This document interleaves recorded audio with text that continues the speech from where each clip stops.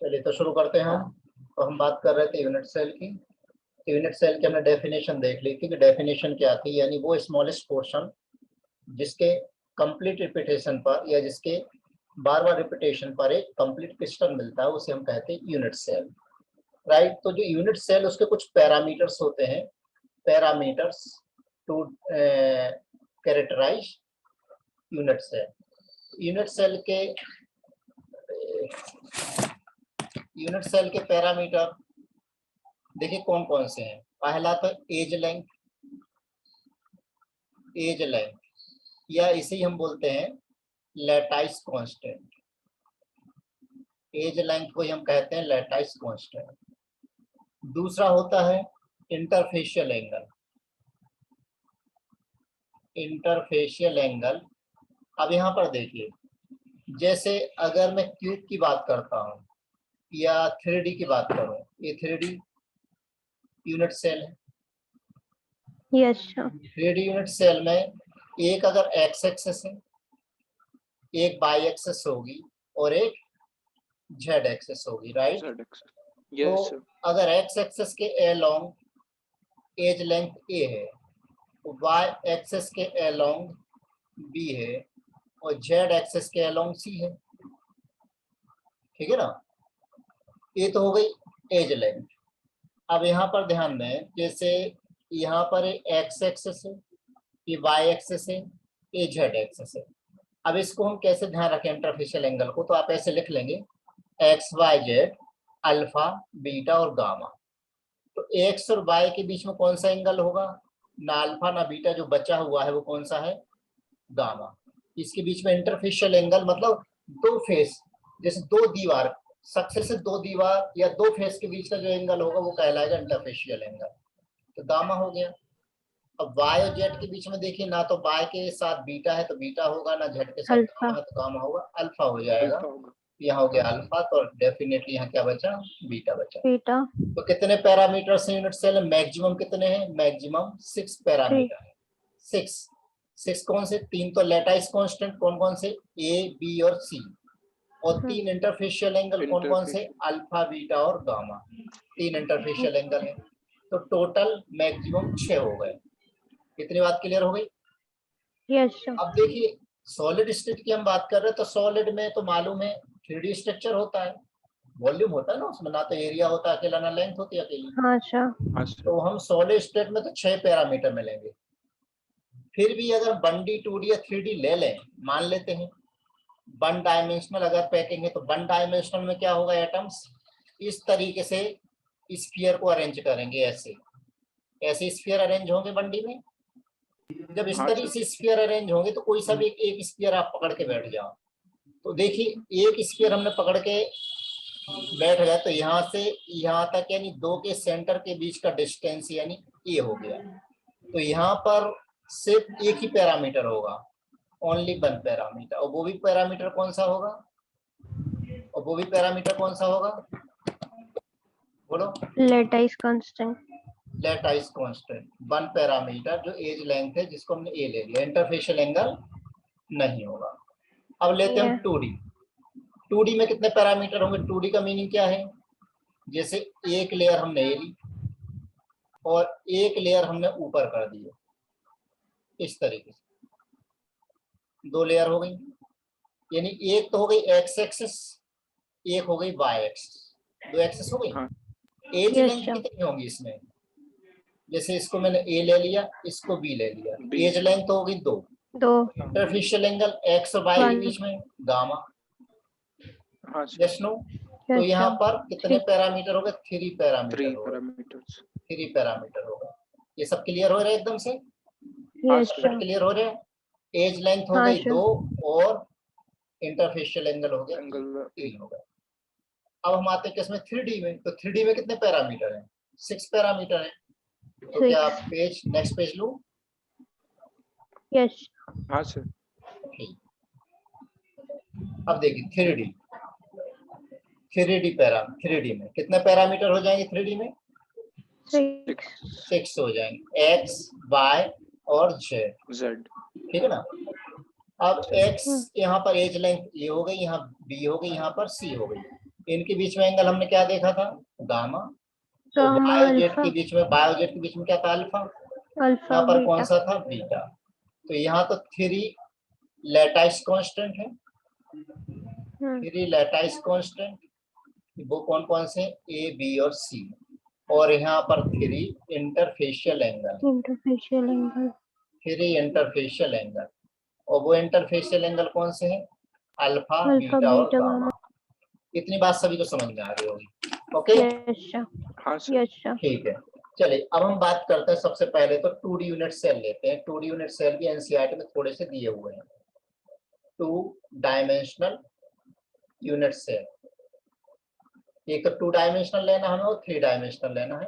तो 2 dimensional unit cell total 5 type के हैं। पहला कौन सा, square unit cell, square unit cell. दूसरा रेक्टेंगल यूनिट सेल। तीसरा हेक्सागोनल यूनिट सेल। चौथा रोहम्बिक यूनिट सेल। और पांचवा पैरेललोग्राम यूनिट सेल। ठीक है ना। अब स्क्वायर यूनिट सेल में, स्क्वायर यूनिट सेल में क्या बताएंगे, क्या क्या होगा, इंटरफेशियल एंगल और लैटिस कांस्टेंट। इसमें ए और बी दोनों बराबर होते हैं। इंटरफेशियल 2 होंगे। और हाँ गामा सर। की वैल्यू कितनी होगी, 90। मैं 90। बताता हूँ कैसे बताना है। ए और बी यहाँ बराबर नहीं होते हैं, लेकिन गामा की नहीं। वैल्यू 90 रहेगी। 90। हेक्सागोनल में ए और बी तो बराबर रहेंगे, गामा की वैल्यू 60 होती है।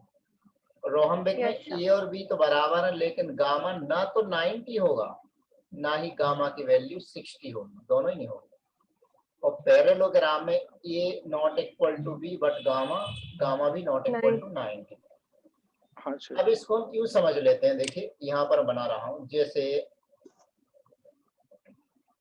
ए लैटिस पॉइंट है, ए लैटिस पॉइंट है।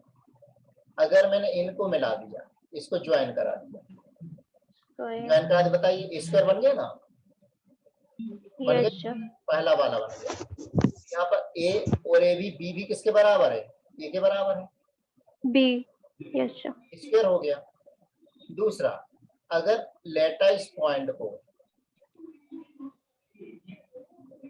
इस तरह से ज्वाइन करा, तो अब यहाँ पर है, यहाँ पर भी अलग अलग है, लेकिन एंगल कितना है, 90। 90। यहाँ भी एंगल कितना था, 90। ये कौन सा नंबर का 90। रेक्टेंगल हो गया। Yes sir. थर्ड नंबर में देखिए, अब इनके बीच में पॉइंट ले लें, ऐसे बीच में, फिर इसके सामने पॉइंट ले लें। अब इनको मिलाएं, ज्वाइन कराएं,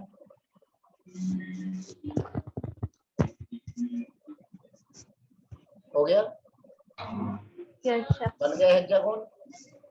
हाँ सर। हाँ अब मुझे बताइए ए और बी बराबर है कि नहीं है, सर बराबर है। और ये एंगल कितने डिग्री का, 60। 60 डिग्री का। ठीक है, यस सर। कौन सा हो गया अपना, हेक्सागोनल हो गया। डी। सी। ठीक, आप हाँ। डी रोहम्बिक, रोहम्बिक मालूम है कैसे बनाएंगे, कैसे? हाँ सर। रोम्बस। रोहम्बस कैसे बनाते हैं। ये नंबर। अच्छा, ये तो बना रहा हूँ, मुझे बताना मैं क्या बनाया वो,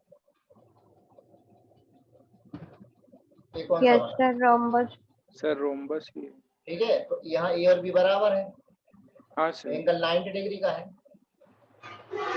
ठीक है ना। सर थोड़ा सा ए और बी में जो अगर इक्वल नहीं रहेंगे तो क्या मिल जाएगा हमारा,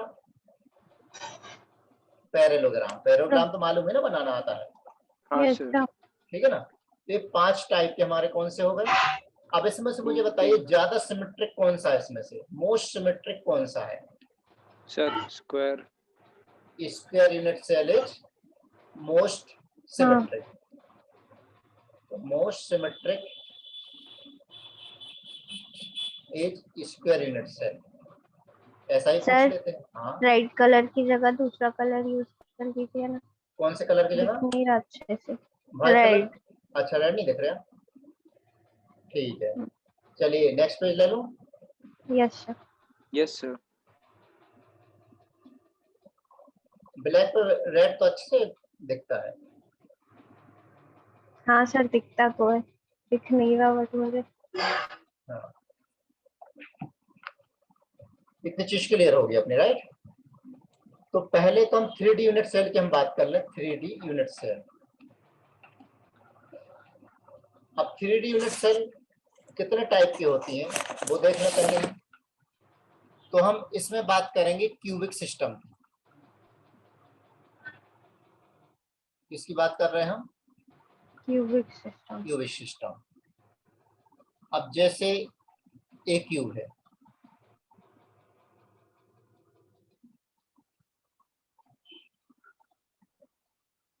अब मुझे जल्दी से बताइएगा इसमें कॉर्नर्स कितने हैं? कॉर्नर्स कितने हैं? सर 8। 8। नंबर ऑफ कॉर्नर 8 ही है। हाँ सर। ये देखो 8 कॉर्नर, 8.4 5 6 7 हो गए कॉर्नर। हाँ सर। नंबर ऑफ फेस बताइए कितने हैं? 6। 6। देखो ये फेस है पूरा, ये वाला हाँ सर 6। ये फेस है।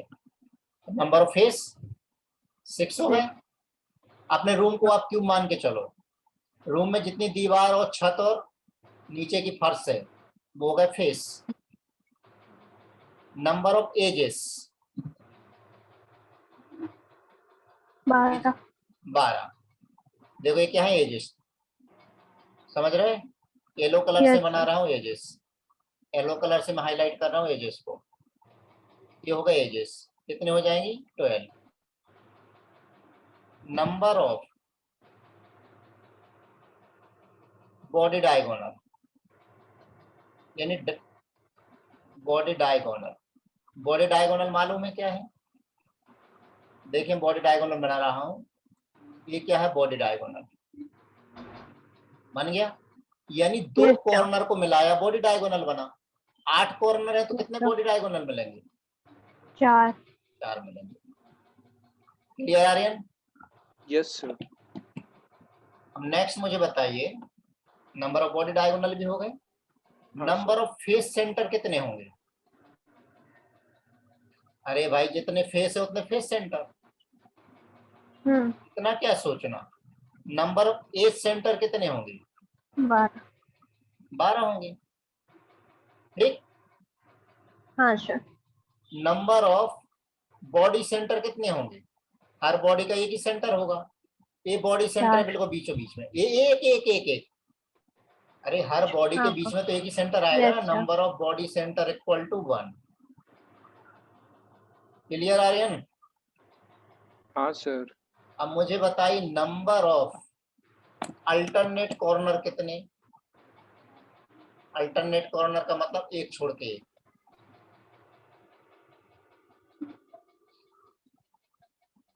देखिए जैसे मैंने ये वाला कॉर्नर ले लिया, रेड कलर को चेक करो, तो ये वाला हाँ सर। कॉर्नर नहीं लेना, उसके पड़ोस वाला नहीं लेना, कौन सा लेना है? उसके बाद वाला। अच्छा। अब ये ले लिया तो ये वाला नहीं ले सकते, ये ले ही नहीं सकते। इसके नीचे ये वाला ही ले सकते, तो कौन सा ले सकते हैं? ये ले सकते हैं। 4 हो गए। इस तरह से यहाँ पर ये ले सकते हाँ हैं। सर। कितने हो गए? 4। एक छोड़ के एक, छोड़ के एक का मतलब समझ में आया? यस हाँ सर। सर। ये अगर हमने पहला ये वाला कॉर्नर ले लिया, प्लस साइन तो दिख रहा है ना उसमें रिकॉर्डिंग में, यस सर। तो प्लस वाला अगर ले लिया तो ये वाला नहीं ले सकते क्योंकि इसके पड़ोस में एडजेसेंट वाला नहीं ले सकते। अल्टरनेट कॉर्नर हो गए। Number of alternate face, alternate face बताइए।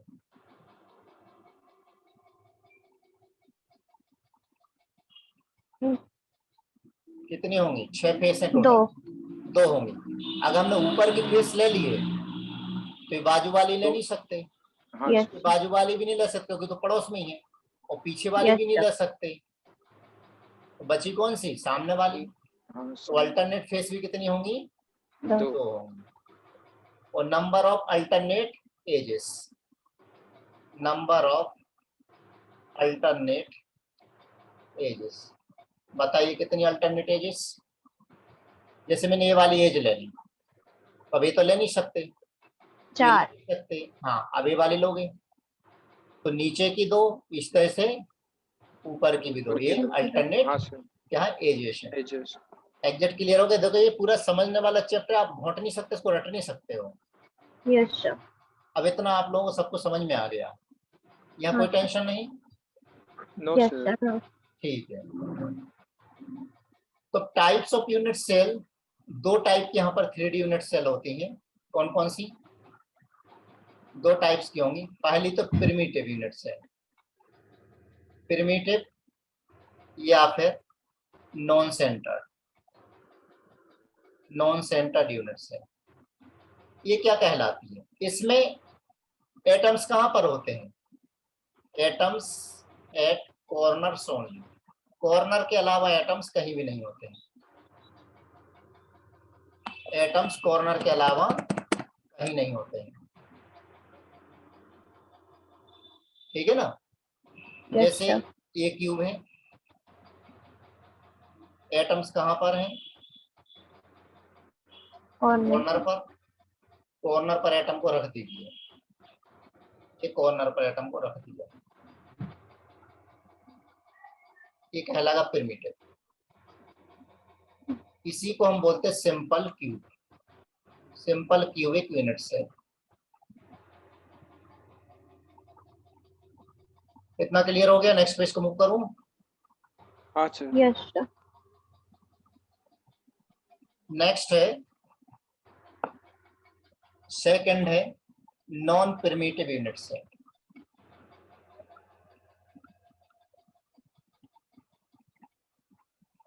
नॉन प्रिमिटिव यूनिट सेल को हम बोलते हैं सेंटर्ड यूनिट सेल। अब सेंटर यूनिट सेल कौन कौन सी है? पहला है बॉडी सेंटर। इसका मीनिंग क्या है ये बताना भूल गया मैं। इसका मीनिंग क्या है? At corner plus at other lattice point, corner के अलावा दूसरे लैटाइस पॉइंट पर भी है। तो बॉडी सेंटर में कहां पर होंगे? नाम से पता लग रहा है, at corner centre. Plus at body centre, right. Yes sir. तो बॉडी सेंटर में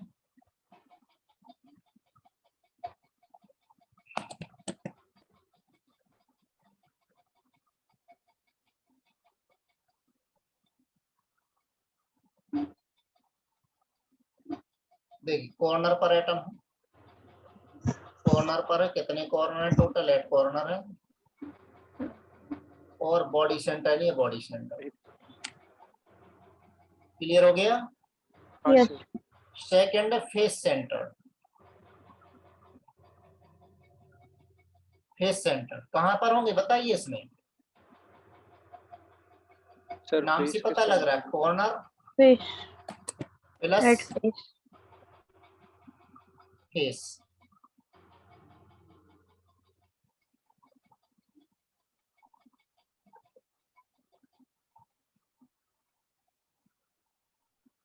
कॉर्नर पर सभी में है एक कॉर्नर। फेस कितनी है? फेस 6। फिश। फेस 6 है। ये ऊपर वाली हाँ फेस, सर। नीचे वाली फेस, लेफ्ट वाली, राइट वाली, फ्रंट वाली और बैक। रियर वाली। ओके। हाँ sir. Yes sir. Yes sir. Third type की साइड सेंटर्ड या फिर एंड सेंटर्ड। ये कहां पर है? At corner, corners plus at opposite face. Opposite face का मतलब समझ गए ना, अल्टरनेट फेस। Yes sir. एकदम क्यूब बना लेते हैं। ये क्यूब है, कॉर्नर पर कॉर्नर 8 है, और अपोजिट फेस कितने होंगे? एक ऊपर एक नीचे। तो अगर एज सेंटर ले लें तो वैसे होता नहीं है, हाइपोथेटिकल है, फिर भी एज सेंटर कहाँ पर होने चाहिए? एज पे और corner. Corner plus Right. Edges, right? Yes sir. Yes, sir. तो अब मैं वापस से थोड़ा पीछे आता हूं कि मुझे बताएं कि जो अभी हमने सिंपल क्यूबिक देखा था, जो अभी हमने सिंपल क्यूबिक देखा था, उस सिंपल क्यूबिक में लैटाइस पॉइंट कितने हैं? 3. लैटाइस पॉइंट इससे बताइए कितने लैटाइस पॉइंट है? बोलो लैटाइस पॉइंट कितने हैं? अरे जहां जहां पर एटम आयन कुछ भी है वो लैटाइस पॉइंट है। लैटाइस पॉइंट कितने? 8 corner. 8 holes. Clear? Yes Yes, sir. अब मुझे इसे बताइए बॉडी सेंटर में लैटाइस पॉइंट कितने हैं? सर 8 ही होंगे. 7 हैं मैं सर। गलती कर रहे हो। 8 कॉर्नर प्लस 1 अरे बॉडी सेंटर, 9 हो गए। Yes sir. यहाँ पर बॉडी लैटाइस सेंटर पॉइंट, किससे? हाँ लैटाइस पॉइंट से बताइए कितने हैं? 8 सर कॉर्नर और इसमें 6 8 कॉर्नर Yes. फेस पे। और यहाँ पर लैटाइस पॉइंट 10. 10 है। क्या है? 8 कॉर्नर और 2 फेस। अच्छा इस सेंटर में कितने लैटाइस पॉइंट होंगे? सर 8 12, 20. 8 कॉर्नर और 12 एज सेंटर. एजेस पे। एजेस। तो आई थिंक आपको क्लियर हो गया होगा यहाँ तक। Yes sir. यहाँ तक किसी कोई प्रॉब्लम नहीं? No sir. ठीक, आगे मूव करें। हाँ सर। Yes sir. चलिए तो नेक्स्ट पेज की तरफ मूव करते हैं। अब हम बात करेंगे क्रिस्टल सिस्टम्स। क्रिस्टल सिस्टम इतना तो हमें क्लियर हो गया। क्रिस्टल सिस्टम का ही दूसरा नाम है क्रिस्टल हैबिट और क्रिस्टल हैबिट्स। ये क्रिस्टल सिस्टम टोटल 7 होते हैं। कितने टोटल? 7। लेकिन क्रिस्टल लैटाइस कितने होते हैं? 14, या दूसरा नाम उनका ब्रेविस लैटाइस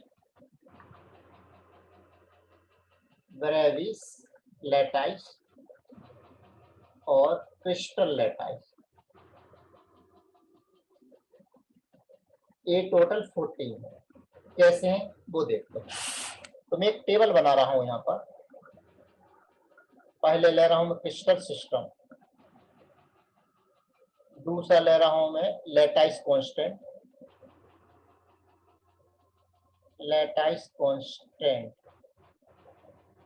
तीसरा इंटरफेशियल एंगल शॉर्ट में लिख दिया, ठीक है ना। Yes sir. और 4th यूनिट सेल इसके अंदर कौन कौन सी हैं, और लास्ट है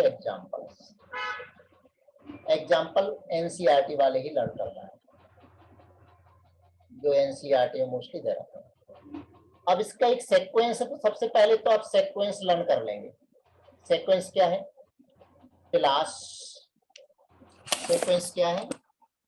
क्लास, टीचर, ऑफिस में हंसती रहती थी। क्या है बाल गोपाल? क्लास टीचर ऑफिस में हंसती रहती. ऑफिस में हंसती रहती थी। हंसती रहती। सी का मतलब है क्यूबिक, और टी का मतलब tetragonal, O means orthorhombic, M means monoclinic, H means hexagonal, R means rhombohedral, इसका एक नाम और है ट्राइगोनल। और लास्ट है ट्राइक्लिनिक। तो ऐसा ध्यान रखना, रेस्ट लेना, रेस्ट नहीं लोगे तो क्या होगा, उसमें एंटीबॉडी कम बनती है, इसलिए रेस्ट लेना, जल्दी रिकवर होगा, नहीं तो दिक्कत हो जाएंगी। Yes sir. हाँ, तो ये तैयार हो गए। देखो टी से टेट्राहेड्रल कहीं भी नहीं है, CTO MHRT याद रखेंगे हम, CTO MHRT, right. Class teacher office में हंसती रहती थी। अब हाँ लेटाइस सर। कांस्टेंट देखिए कैसे हमें याद रखना है। क्यूबिक में A equal to B equal to C, अगले वाले में लास्ट वाले को आप इक्वल मत करो, अगले वाले में किसी को भी इक्वल मत करो, है ना। ओके। अब इसी की मिरर इमेज बना दो, मिरर इमेज बनाओगे तो क्या मिलेगा, पहले तो यही आएगा, उसके बाद A equal to B not equal to C, यहाँ से मैं मिरर इमेज बना रहा हूँ, इधर A equal to B equal to C। Triclinic में कुछ भी इक्वल नहीं है, ना तो इक्वल है, ना ही अल्फा बीटा के इक्वल है, ना ही गामा के इक्वल है, ना ही आपस में वो 90 के इक्वल है, कुछ भी इक्वल नहीं है, ठीक है। Yes sir. फर्स्ट थ्री में alpha equal to beta equal to gamma equal to 90 है, लास्ट सेकंड में alpha equal to beta equal to gamma जरूर है बट नॉट इक्वल टू 90, ठीक। यस। मोनोक्लिनिक में alpha equal to gamma equal to 90 but beta is not equal to 90, और इसमें alpha equal to beta equal to 90, CTO, alpha equal to beta equal to 90 but gamma is not equal to 90, okay. Yes sir. अब unit cell ध्यान रखने के लिए कि हम एक 7 डिजिट का लैंडलाइन नंबर याद रखेंगे। कितना डिजिट का? 7। 7 डिजिट का होता ना लैंडलाइन नंबर। Yes sir. 32421111 याद हो गया? यस सर अभी के लिए। 32421111। अब हमें मुझे बताइए, जो हमने अभी यूनिट सेल देखी थी, पहली कौन सी देखी थी यूनिट सेल? सिंपल क्यूब, दूसरी बॉडी सेंटर्ड, तीसरी फेस सेंटर्ड। सीक्वेंस में लिखेंगे, सिंपल क्यूब, बॉडी सेंटर, और यहाँ पर सिंपल क्यूब, बॉडी सेंटर, चार है ना, चारों के चार। एज सेंटर तो कहीं से कहीं है ही नहीं, फेस सेंटर्ड और एंड सेंटर। अब दो में सिंपल क्यूब और एंड सेंटर, और जो वन है सिर्फ सिंपल क्यूब और सिंपल क्यूब। तो ये टोटल कितनी हो गई? 14। इन्हें बोलते हैं 14 ब्रेविस लैटाइस या क्रिस्टल लैटाइस। क्या देखी थी हमने? Simple cube, body centre, face centre और एंड सेंटर। पहले 3 में फर्स्ट 3, नेक्स्ट 2 में फर्स्ट 2, 4 में चारों। अगला जो 2 नंबर है, एक सिंपल क्यूब है और एक एंड सेंटर है, बाकी सिंपल क्यूब सभी में। अब मुझे बताइए, अगर पूछा जाए कि टेट्रागोनल में क्या रिलेशन है, तो आप ऐसे लर्न कर सकते हो क्या? आपको इस CTO MHRT लिखना है, फिर इस सीक्वेंस में बना करके लिखना है, तब आप आंसर दे पाओगे, अदरवाइज नहीं दे पाओगे। Yes no? Yes sir. Aryan, हाँ सर। बात समझ में आ गई? Yes sir. अब NCERT एग्जाम्पल इसके, तो NCERT में देख लेना एग्जाम्पल, और जो मुझे ध्यान है बता देता हूँ। NaCl ले लें जैसे हम, या फिर जो अल्कली हैलाइड ले लें, अल्कली मेटल हैलाइड ले लें, डायमंड ले लें, डायमंड वो इसी में आते हैं। दूसरा टेट्रागोनल में SnO2 पढ़ेंगे हम, TiO2 ये भी पढ़ेंगे, वाइटिन, वाइटिन ये भी इसके अंदर है। आर्थोरोम्बिक मैच बॉक्स, मैच बॉक्स, माचिस आर्थोरोम्बिक है। रोहम्बिक सल्फर, ठीक है, CaCO3 हाँ सर। कैल्सिनाइट, एरेगोनाइट, सॉरी एरेगोनाइट, दो टाइप के इसके पॉलीमार्फ हैं। एरेगोनाइट पॉलीमार्फ क्या होते हैं अभी हम बात करेंगे। मोनोक्लिनिक, मोनोक्लिनिक में तो मोनोक्लिनिक सल्फर, इसके अलावा Na2 ग्लोअर सॉल्ट, Na2SO4.10H2O और बोरेक्स, वो भी इसके सर अंदर आता है। हाँ, ये समझ में नहीं आया, एग्जांपल से इनके ऐसे एग्जाम्पल याद कैसे? करना पड़ेंगे, एग्जाम्पल याद करना पड़ेगा।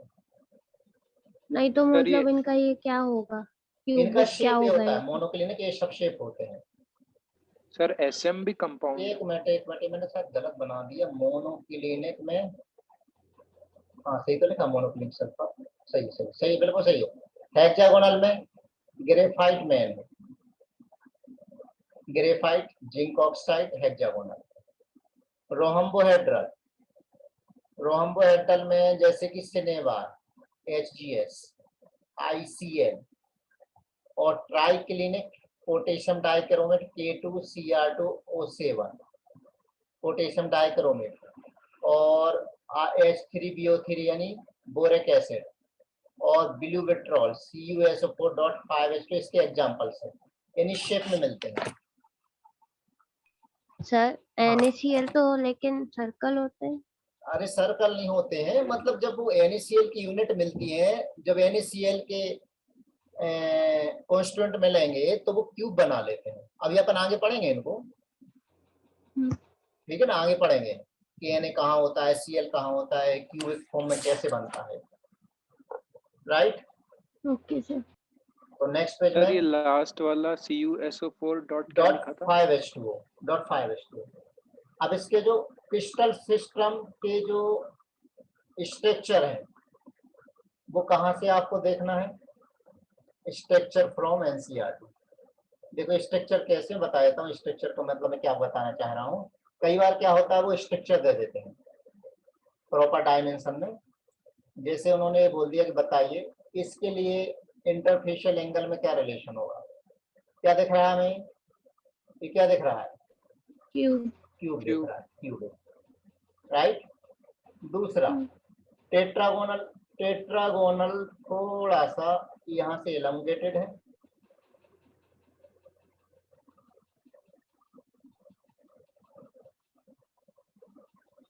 समझ रहे हैं कि इसमें तीनों एक्सिस इक्वल नहीं है। ये क्या है, यस सर। टेट्रागोनल। तो कई बार टेट्रागोनल। स्ट्रक्चर बना के दे देते हैं, ठीक है ना। NCERT में सारे स्ट्रक्चर, CTO। हाँ सर। तीसरा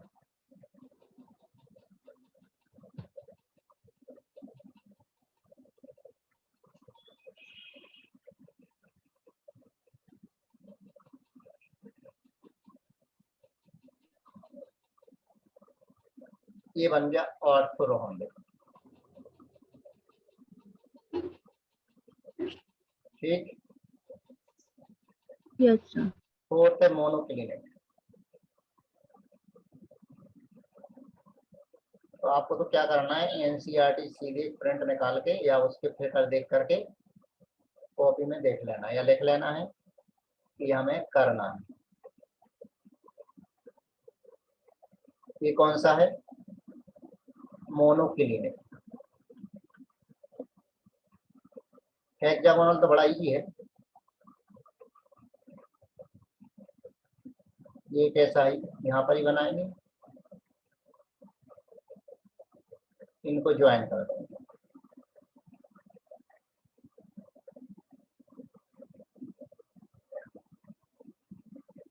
ये हेक्सागोनल। ये आप लोग समझ रहे हैं मैं क्या कहना चाह रहा हूँ। Yes sir.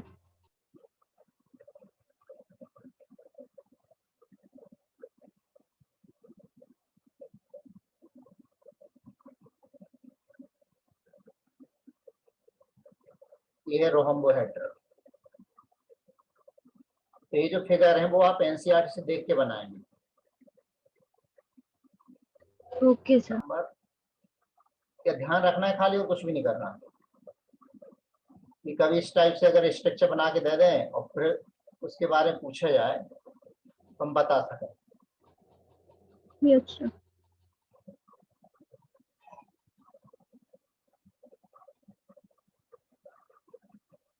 ये कौन सा है लास्ट वाला? ट्राइक्लिन।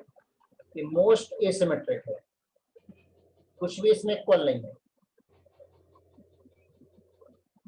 और क्यूबिक मोस्ट सिमेट्रिक है। सिमेट्रिक।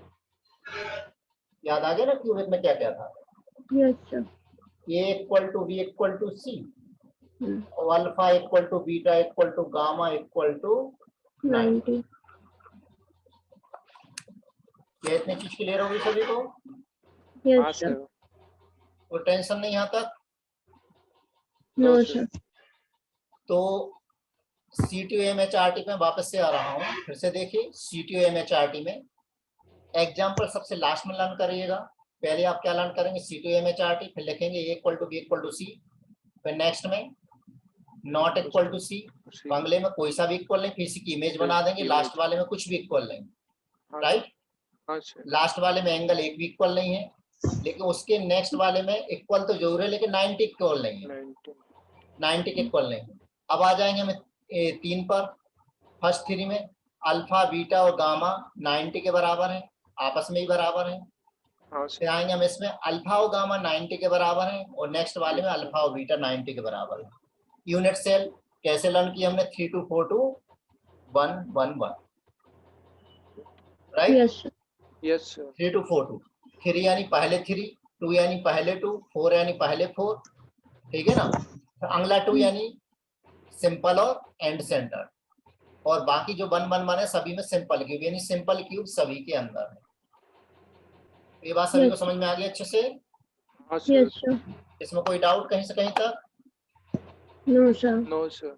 ठीक, तो अब इसको रिवाइज कर लोगे ध्यान से? Yes sir. ठीक है, तो कल हो सके तो कल अपन क्लास रख लेंगे, बता देना मुझे। Yes sir. ठीक है ना? रख लेंगे क्लास, क्योंकि छोटे छोटे लेक्चर ले रहे हैं अभी अपन। 40 मिनट में इतनी थकान नहीं आने वाली है। हाँ सर। ठीक है ना?